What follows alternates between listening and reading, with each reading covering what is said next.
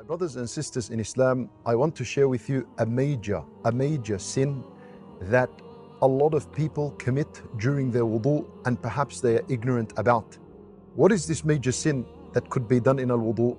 The story, it was found in a story. And Nabi sallallahu alayhi wasallam and his companions were on travel and they were returning to Al-Madinah. So they left Mecca returning back to Al-Madinah. And as they're on the way, they reached an area where there was water. And they hadn't prayed Asr yet. So they wanted to make wudu and pray Al-Asr. So they got to the water when Nabi sallallahu alayhi wasallam is behind the companions. And they made wudu quickly to the point where when they got to the foot and washed the foot, they completed their wudu, they walked away, and the Sahaba that were behind, when Nabi sallallahu alayhi wasallam that is behind, observed these companions that their heel, the heel, which is the bottom of the foot, was not covered with water. So when Nabi sallallahu alayhi wasallam, he shouted aloud and he said, وَيْلٌ لِلْأَعْقَابِ مِنَ النَّارِ وَيْلٌ لِلْأَعْقَابِ مِنَ النَّارِ وَيْلٌ لِلْأَعْقَابِ مِنَ النَّارِ. He screamed it out to all these Sahaba that had just made wudu. He said to them, وَيْلٌ, woe to the one who did not wash his heel completely during the wudu. And he said it 3 times. And the word wail, when it is mentioned for a sin, it makes it a major sin. This is the definition of a major sin.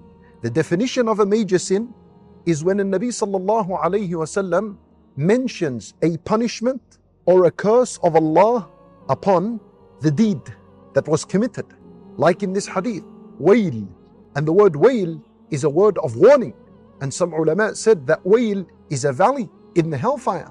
So the hellfire is for the person who did not wash his heel correctly when making wudu. Allahu Akbar. He said, complete your wudu correctly. He said, woe to the heel and the bottom of the foot from the fire. You must be aware of this matter when you're making wudu. Make sure that you cover the entire foot with water. And also, the Nabi sallallahu alayhi wasallam, even though he mentioned the heel, it is not limited to the heel. Any other limb that is partially washed and some of it is missed, then the same warning is to this person.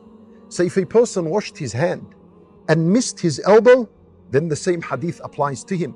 Also, a woman that puts on nail polish, it's halal to put nail polish, but a woman must make sure that it's completely removed in order to make wudu, because nail polish, it prevents the water from touching the nail.